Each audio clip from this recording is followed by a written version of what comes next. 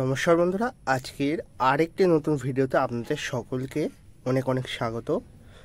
আজকে অ্যাডেনিয়াম গাছের ওপর এই সিজনের শেষ এবং সব থেকে গুরুত্বপূর্ণ পরিচর্যা, তাই ভিডিওটা একটু স্কিপ করবেন না যদি আপনার অ্যাডেনিয়াম গাছ থাকে।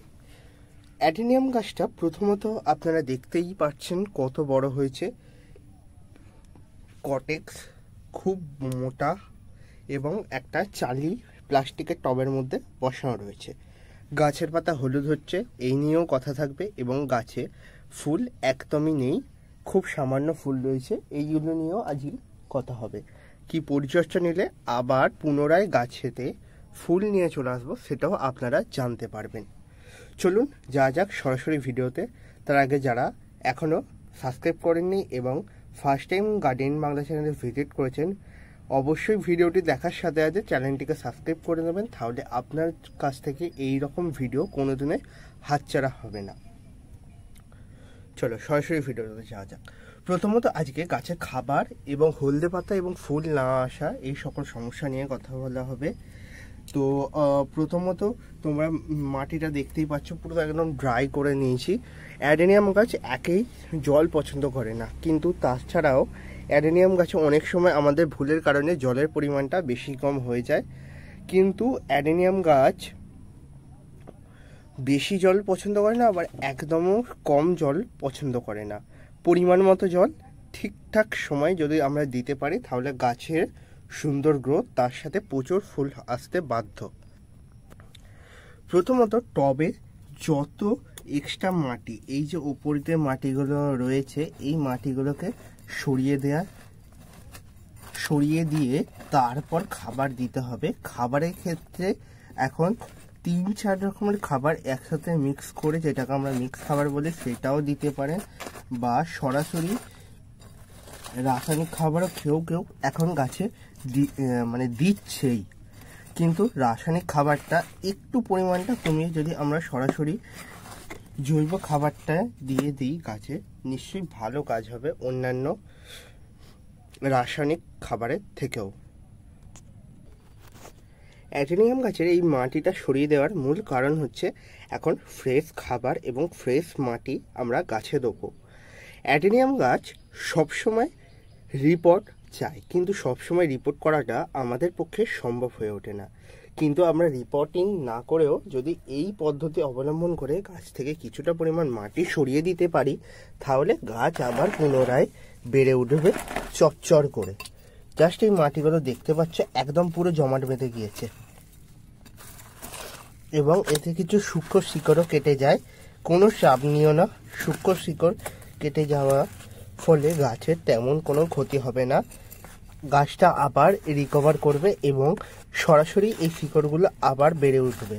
আর এইগুলোই গাছের রুট স্ট্রাকচার তৈরিতে এই শিকড়গুলোরই অবদান। দেখতেই পাচ্ছ কত পরিমাণ শিকড় এইগুলিতে উঠে এসেছে। এরপর আমরা খাবারটা দিয়ে দেবো।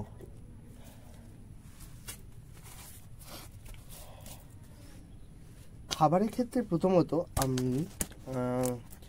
যে খাবারটা তোমাদের দেওয়ার কথা বলবো, সেই খাবারটা আমি প্রত্যেকবারই তোমাদের দেখাই। জৈব খাবার হাড় গুঁড়ো, এটা স্টিম হাড় গুঁড়ো। এইটা আমি নিয়ে নিচ্ছি 2 চামচ, নিয়ে ডাইরেক্টলি গাছের গোড়ার চারিদিকে, মানে টবের উপর করে গোটাটা দিয়ে দেবো।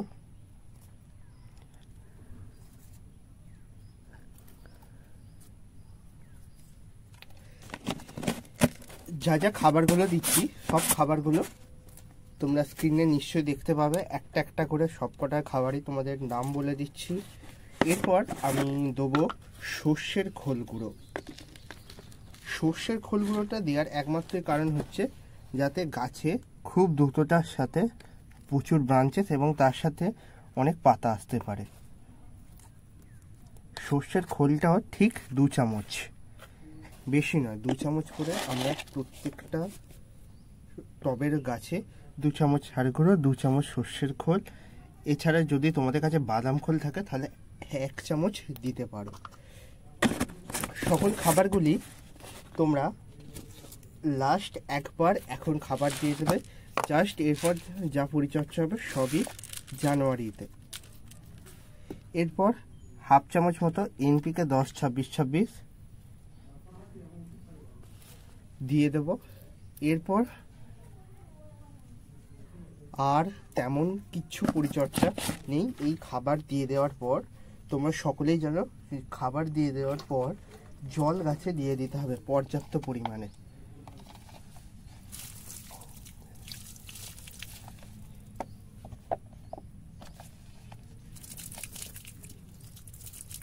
এতটা পরিমাণ জল দেবে যাতে টবটা ভালো মতোভাবে ভিজে যায়।